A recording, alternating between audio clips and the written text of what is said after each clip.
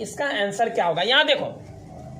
तो सबसे पहले यहाँ इसको हम पढ़ेंगे तो a के पावर m, यानी कि a का पावर m दिया है जो कि गुना में है, और b का पावर n दिया है, तो इसका बराबर सूत्र में है a के पावर m प्लस n। तो इसके कहने का मतलब हुआ कि गुना में जब नीचे वाला दोनों बराबर रहे, गुना में जब नीचे वाला दोनों बराबर रहे तो ऊपर वाला को सीधे हम जोड़ देते हैं। तो वो कैसे जोड़ते हैं, अब हम तुम्हारे सामने सवाल बना के दिखाते हैं। यानी कि सवाल में जैसे देखो, यहाँ लिखा है 2 के पावर 4 गुने, यहाँ लिखा है 2 के पावर 3, तो बराबर इसका आंसर कह रहा है। देखो अभी तुम्हें नहीं बताना है, हम सिर्फ बता रहे हैं। सब सूत्र के बारे में हम एक एक सवाल तुम्हारे सामने बता देंगे, और तब जा करके तब तुम्हें एक्सरसाइज बनवाएंगे, और तब तुम्हें समझ में आ जाएगा। यहाँ देखो, सबसे पहले यहाँ देखोगे तो ये गुना में है, देखो मिला लो, इसमें भी गुना और इसमें भी गुना में है, और नीचे वाला देखो 2 2 है, यानी कि यहाँ a है तो यहाँ 2 2 है, और ऊपर वाला अलग अलग है,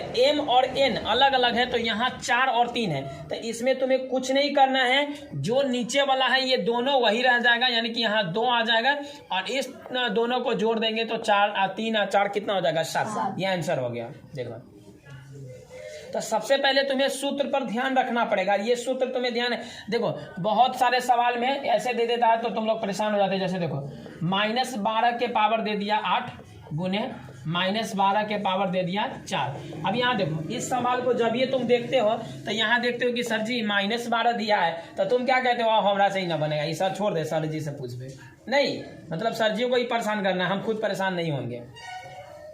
जब ये देखा कि अरे बाप रे इसमें तो गुना भी है, ब्रैकेट भी है, तो बुझाई जो बहुत भारी हो, तो नहीं, इसमें कुछ नहीं करना है। अब यहाँ जो देख रहे हो ब्रैकेट का बात, तो ब्रैकेट किस लिए दिया है, माइनस के लिए दिया है। अगर माइनस नहीं रहेगा तो ब्रैकेट देने की कोई जरूरत नहीं है। इसमें अगर माइनस नहीं दिया रहता तो ब्रैकेट देने की कोई जरूरत नहीं है।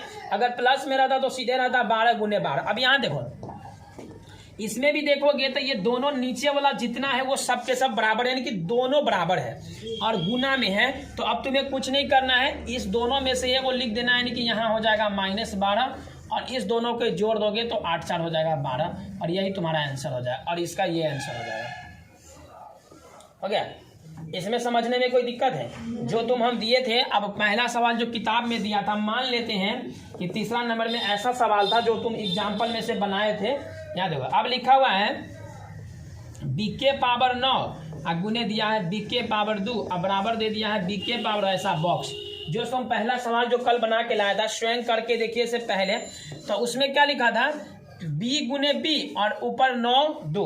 तो अब तुम इसी में ना, तो यहाँ सिर्फ बॉक्स था तो उसमें पैक कर देना था। देखो इसमें ये इतना लिखा हुआ था किताब में, b इंटू b, और यहाँ लिखा हुआ है b है, तो तुमको कुछ नहीं करना है, इस दोनों को सिर्फ जोड़ करके और यहाँ आंसर लिख देना है, बस बन गया। तो ये सूत्र तुम्हारे सामने लिख दिया और इसका 3 गो बता दिया।